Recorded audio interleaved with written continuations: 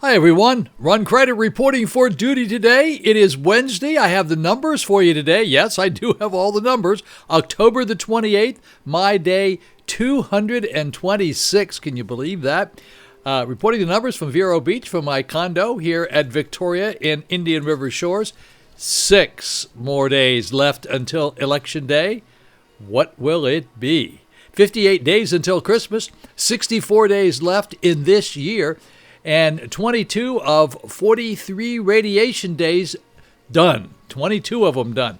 Got 43 of the due in total, but I'm more than halfway there now. And don't forget the time changes this weekend on Sunday, Saturday night, Sunday morning. So remember, we fall back. I'm going to quickly give you the numbers and put them up here. I have to get through this fairly quickly because I have discovered that if this video runs over 20 minutes, it doesn't work very well on Instagram. So here we go. Let's take a look at the deaths. We have 64 new deaths reported for the entire state of Florida. That will go up here, and that will be red on the screen because it's 11 more than yesterday.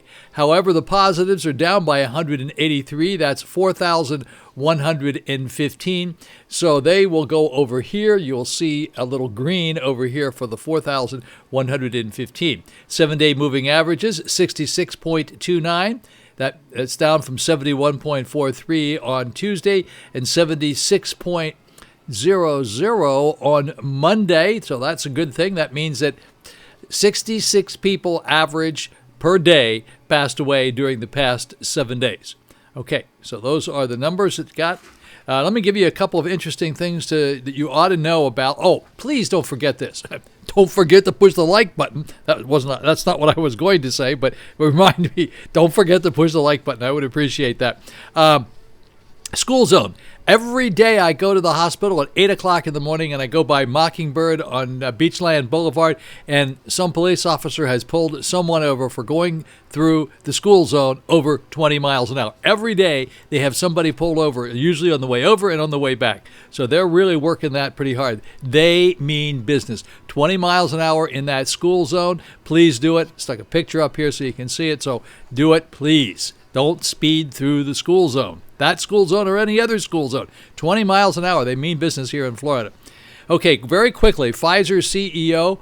all but rules out a vaccine before Election Day. Pfizer's CEO said on Tuesday that the much anticipated results from its vaccine trial would not be coming this month after all. Even if earlier results come over the next few weeks, most Americans are not likely to get this vaccine anytime soon under the guidelines from the Food and Drug Administration. The COVID vaccine developers must turn in at least 2 months of safety data after the trial participants have received their second dose of vaccine, which Pfizer said will not happen until at least the 3rd week in November. So there you go. This is the magic bullet. This is what we're hoping for. This is what we expect. This is what we need. It's the only thing that's going to stop this situation from going on. This pandemic, we can put a halt to it. We can bring it to pretty much a virtual stop if we can get a vaccine. But we don't have it until we get it. We have to distance space, wear our masks, and do the right thing. Okay, folks, for you people who enjoy going to the movie theaters, I'm not recommending this, but the movie lovers, rejoice! Starting on Thursday night, you will be able to enjoy films on the big screen at the AMC theaters in Vero Beach and in Port St. Lucie.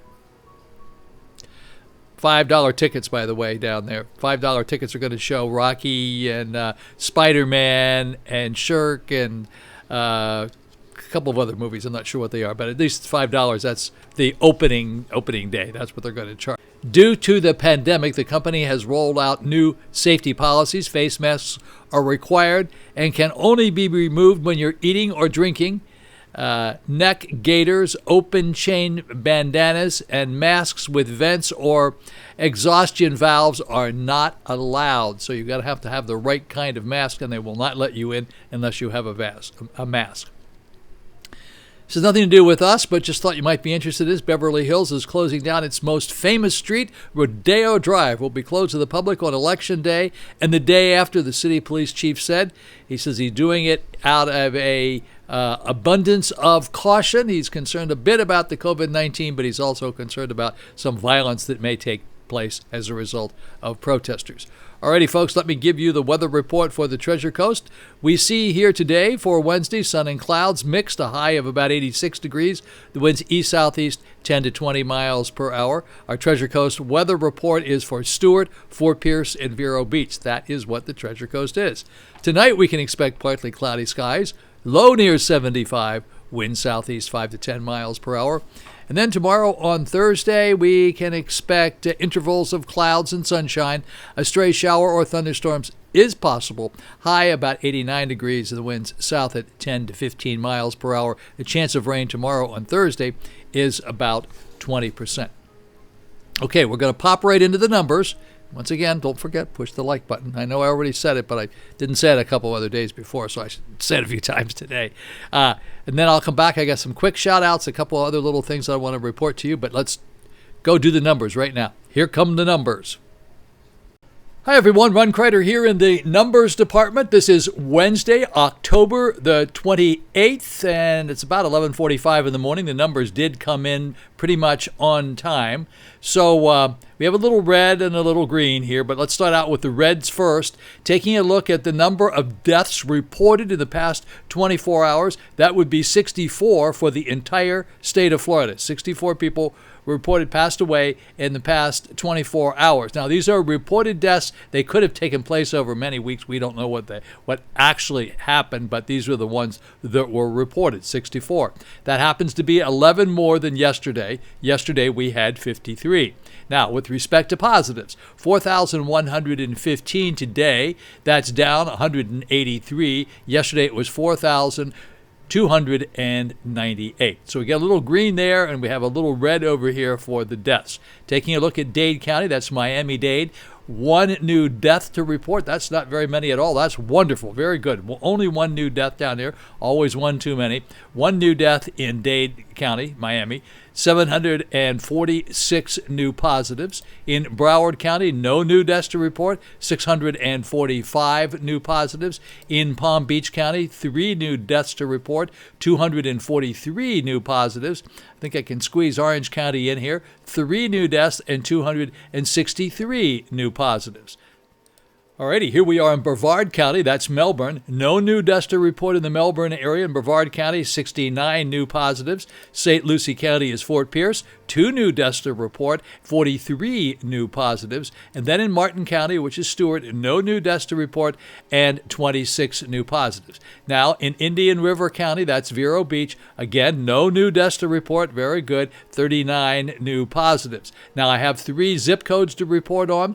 2 for zip code 32960. These are the positives. 2 new positives in the past 24 hours in zip code 32960. 2 in zip code 32963. And 7 in zip code 32967.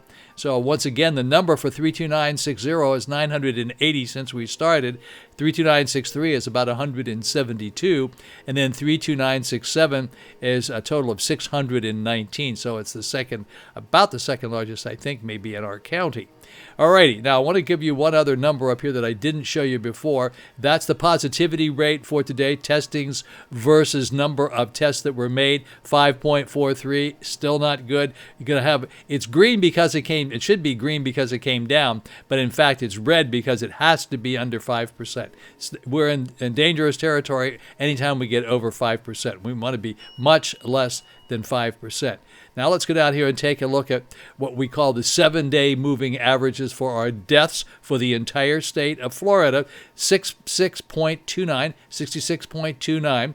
That's 64 in here, a 53, a 19, and 11, and 78. The biggest problem we have is this 163 over here, which we got on a Thursday of last week. That number hopefully will go away tomorrow, and maybe our number will even come down some more. But today at 66.29, that means 66 people passed away each day during the past 7 days. All right, I'm going to show you a little chart here. I hope you can see. This is kind of difficult to see, but this is the new daily cases for the state of Florida, rather. 4,298. These are total daily cases. This is a chart since we started. It starts way back on March the 12th, just about the same time as I started. I can show it to you in a 7-day moving average here, and you can see that it looks like it's trending up a little bit. Check this out. See how it goes up here like that? So it does appear to be trending up just a little bit. We don't like that. We came down. We were doing fine. We came way down here. We were doing really good in about the middle of September.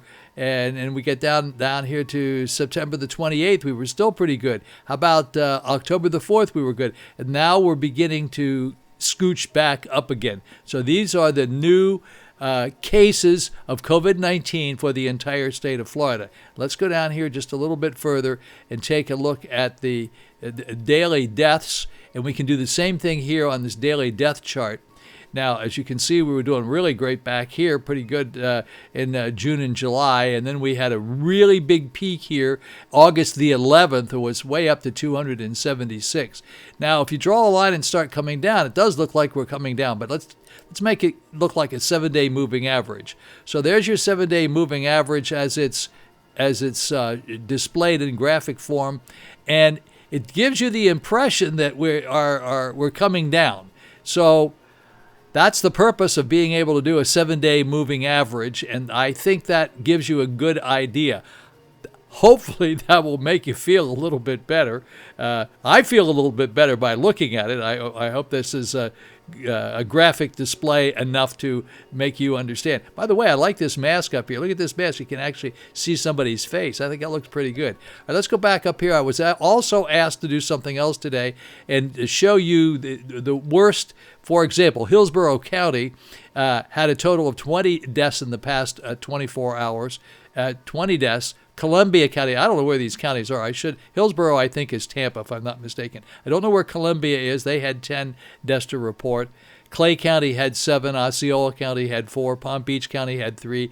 Orange County, that's Orlando, had 3. Seminole County, that's over near St. Petersburg, they had 3. Pasco County is 2. St. Lucie County was 2. And then all the rest of these, as you can see, are 1s and 2s. So those were the numbers for the entire state of Florida. Alrighty, folks, here we are in taking a look at the entire United States and how we fare against the rest of the United States and how the rest of the states look. So this is in the past 48 hours, the number of deaths reported in the past 48 hours for the United States. California being in the number 1 spot, obviously it's the largest state with 78. Texas had 74. Wisconsin had 64. Missouri was in 4th place with 54. We in Florida had 53. Indiana had 51. Illinois was in 7th place with 46. Tennessee was in 8th place with 44. North Carolina was in 9th place with 41. And Michigan was in 10th place with 33. We'll skip down here a little bit more and take a look at some of the states from our residents, like Pennsylvania was in 13th place with 23. New York was in 15th place with 20. Ohio was in 16th place with 20. Kentucky, 21st place with 18. Georgia, our neighbor, 22nd place with 17. Jersey, Danny, look at this. Jersey, 23rd place with 17. Look, your double-digit numbers are getting close to 20. Not good. You better get back to work up there. Taking a little time off. Not good at all. Let's go down to Minnesota for our Minnetonka friends. Minnesota says it's 25th place with 15. 15's pretty big up there.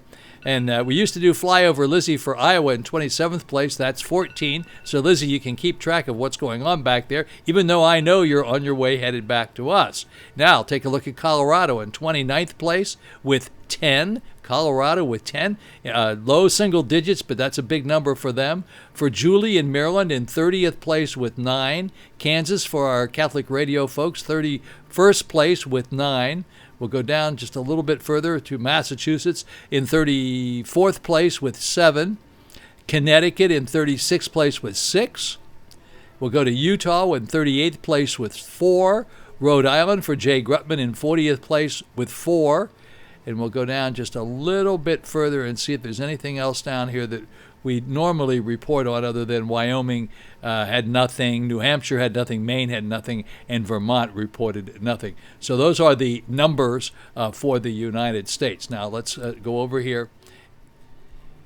Okay, folks, let's take a look at what we call the global view. The global view is the big numbers. 8,790,206. Those are the USA cases. The USA deaths thus far, 226,864. The global cases, whole wide world, 44,103,904. And the global deaths, 1,169,052. And those are the numbers for today. It's the 28th of October, and got a few more things I want to throw in here at the end. Alrighty, folks, a couple of little things to report. In case you ever spent any time or lived in Fort Lauderdale, I thought you might find this interesting. The Mai Kai restaurant, a Polynesian restaurant and show place, will be closed for the upcoming months. We don't have a reopening date finalized. We will keep our patrons updated. They say they are doing some remodeling and hope to be reopened sometime in the foreseeable future, but they didn't actually have a date. So they opened up in 1956, and when they opened the Polynesian restaurant, which was a fabulous restaurant, by the way, we enjoyed it very much, that was the most expensive restaurant in the United States, not in terms of food, although that was pretty expensive too, but it cost about $350,000 to build that restaurant in 1956. I went there very many times. Here's something you might find interesting. This is food for thought, for what it's worth. November the 4th, the day after the election day, is the anniversary date of, for you Christians, Noah's flood. Remember Noah's Ark? That makes October the 28th today the anniversary date of the day Noah got into the ark. Of course, God promised he would never again send judgment by water. So he did say maybe by fire, huh?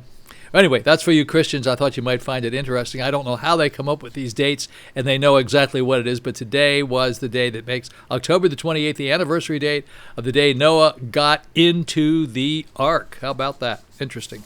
All right, let's do some very quick shout-outs here because I need to get this under 10 minutes. We have Marie Arnold and Diana Stark. Lizzie's on her way back. Thanks, Lizzie, for watching. Cheryl Deacon, Al and Mary June. Joan, Ellen, Elizabeth Hutchison, George, Vanessa, Tony down in Miami, Kevin in Houston, Wayne and Dorothy, my mini Tonka friends. Thanks for lunch the other day and Saturday. The Kennedys out on Long Island and down here in Vero Beach. Jim Davis, the greatest name in radio on Vero Beach. Ray Mancari, Captain Marcia, good day, Captain. Daniel up in Jersey, he'll be down here pretty soon. Ron and Barb DeMolin, Jim Peabody, Britt, Betsy, Sherry Hale, Jay, Timothy, John Marks, and Kelly over there at the Polo Deli.